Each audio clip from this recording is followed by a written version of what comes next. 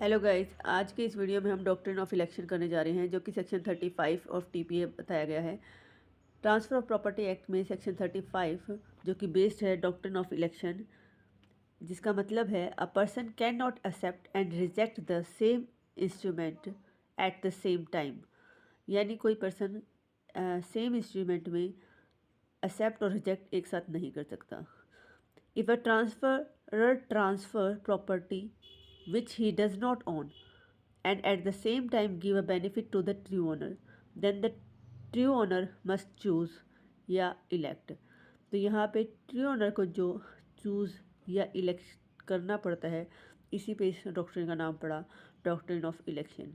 क्योंकि यहाँ एक ट्रांसफरर है जो ट्रांसफ़र कर रहा है प्रॉपर्टी को, जो कि उसकी है भी नहीं।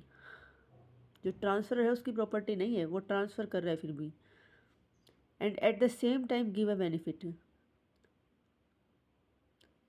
To true owner.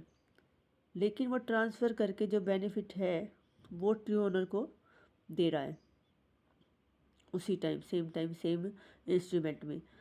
Then the owner must choose. तो यहाँ पे जब ओनर ट्रांसफ़र नहीं कर रहा, ट्रांसफ़र कोई और कर रहा है जो ओनर है ही नहीं, लेकिन वो जो ओनर है नहीं जो ट्रांसफ़र कर रहा है वो ऑफ़र कर रहा है, यहाँ पे ओनर को दे रहा है बेनिफिट। तो यहाँ पे ओनर के पास चूज़ करने का ऑप्शन आता है कि वो उसको बेनिफिट को ले या ना ले। तो either confirm the transfer and accept the benefit.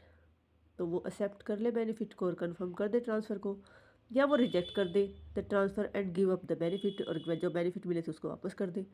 तो legal principle the doctrine is based on equity या fairness. He who accept a benefit under a deed must also bear its burden. जो benefit लेगा तो उसको property transfer करनी पड़ेगी, burden लेने पड़ेंगे।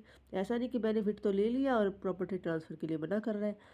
तो ये इक्विटी पे बेस्ड है डॉक्ट्रिन, फेयरनेस पे बेस्ड है। उसके बाद इसके एसेंशियल्स देख लेते हैं हम सेक्शन 35 के। For application of section 35 the following condition must be fulfil. क्या क्या होनी चाहिए वो कंडीशन देख लो। सबसे पहला तो है transfer of property by unauthorized person. जो ये ट्रांसफ़र होएगी वो ओनर द्वारा नहीं होगी, वो अनऑथराइज्ड पर्सन द्वारा होगी जो कि ओनर नहीं है। The transfer property belonging to another person. जो उसकी है ही नहीं, किसी और पर्सन की है, उस प्रॉपर्टी को वो ट्रांसफ़र कर रहे हैं। Some instrument gives benefit to the real owner. जो रियल ओनर है उसको same instrument gives benefit to the real owner. जो रियल ओनर है उसको सेम इंस्ट्रूमेंट के तहत बेनिफिट दिए जा रहे हैं। In the same transaction the real owner is given some benefit. Owner must elect. Owner को यहाँ पे इलेक्ट करना है। The true owner have to choose between confirming the transfer या rejecting the transfer. Right to the true owner. True owner की क्या right है देखो। If the elect to confirm, if he elect to confirm या if he elect to dissent या reject. अगर वो elect करता है, कन्फर्म करता है, तो ट्रांसफ़र बिकम वैलिड हो जाएगी और ही कीप द बेनिफिट। वो बेनिफिट रख सकता है और जो ये ट्रांसफ़र है ये वैलिड हो जाएगी। बट अगर वो रिजेक्ट करता है तो ट्रांसफ़र फेल हो जाएगी और ही मस्ट रिटर्न और कंपनसेट द बेनिफिट रिसीव्ड। जो भी उसने बेनिफिट लिए हो उसको रिटर्न करे या उसका कंपनसेट करे। कंपनसेशन रूल क्या कहता है। If the owner reject he must restore the benefit और compensate the disappointed transferee. If benefit can not be return monetary compensation is required. अगर कुछ ऐसा है जो रिटर्न नहीं किया जा सकता, इस फॉर्म में था, तो उसको मॉनेटरी कंपनसेशन देना होगा। Exception, if the benefit is given gratuitously without consideration the owner is not bound to compensate fully unless intention show otherwise. कुछ ऐसा है कि ग्रेटिट्यूस आपने दिया था विदाउट कंसिडरेशन, तो उस कंडीशन में ओनर पे बाउंड नहीं है कि वो उसको कंपनसेट करे फुली, जब तक कि आपकी इंटेंशन शो नहीं होती वहाँ से। मोड ऑफ इलेक्शन की बात करें तो इलेक्शन किस तरीके से करेगा ओनर, तो वो एक्सप्रेस इलेक्शन भी हो सकता है, इम्प्लाइड इलेक्शन भी हो सकता है, बाय साइलेंस भी हो सकता है।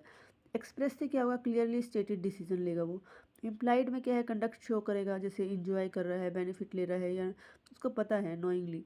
By silence if no decision within reasonable time may be presumed acceptance. अगर एक रीजनेबल टाइम में कोई एक्सेप्ट नहीं करा तो यही मान लिया जाएगा कि उसने एक्सेप्ट, कोई डिसीजन नहीं ले रहा है तो मान लिया जाएगा एक्सेप्ट कर लिया है उसने। उसके बाद है time for election must be made with in a reasonable time. If owner does not elect court में कंपेल इलेक्शन। रीजनेबल टाइम पे अगर वो इलेक्ट नहीं करा तो कोर्ट उसको कंपेल करेगा, नोटिस दिया जाएगा। Effect of knowledge election is valid only if person has full knowledge of his right circumstance. तो इलेक्शन वैलिड जब भी होगा जब ओनर को पूरा पता हो कि उसके राइट क्या हैं, सर्कमस्टांसेस क्या हैं। ऐसे नहीं आपने दे दिया, आपने बताई नहीं पूरी बात, उसको पता ही नहीं और आप बोले हाँ उसने कंसेंट दे दी क्योंकि उसने बेनिफिट ले लिया। नहीं, a transfer A transfers B's land to C and give ₹1 lakh to B in same deed.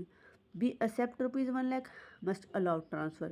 If B refuse must return ₹1 lakh. अगर एक्सेप्ट कर लेता है 1 लाख तो ट्रांसफ़र वैलिड मानी जाएगी। अगर वो 1 लाख अगर वो ट्रांसफ़र को रिफ्यूज़ कर देता है ये 1 लाख लेने से तो उसको वो 1 लाख वापस देने पड़ेंगे और ट्रांसफ़र वैलिड नहीं होगी यहाँ पे। लीडिंग केस है कॉपर वर्सेस कॉपर का 1874 का।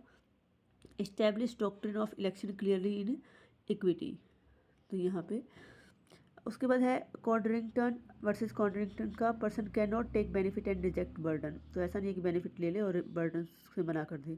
श्यामलाल वर्सेस बेनी प्रसाद का केस था, यहाँ पे अप्लाई 35 इन इंडियन कॉन्ट्रैक्ट हुआ था। कॉन्क्लूजन की बात करें तो सेक्शन 35 इंश्योर करता है fairness by preventing a person from approving and disapproving the same transaction. Same transaction में उसको हाँ और ना करने का जो ये है इसको प्रिवेंट करता है। If it compel a person to choose consistently maintaining justice in property transaction. तो ये कंपेल करता है पर्सन्स को कि वो मेंटेन करे जस्टिस जब वो प्रॉपर्टी ट्रांजेक्शन करता है। आई होप आप सबको समझ आया होगा। ये बहुत ही इंपॉर्टेंट डॉक्ट्रिन है, इसको अच्छे से समझिएगा। मुश्किल नहीं है बट इम्पोर्टेंट बहुत है। Thank you.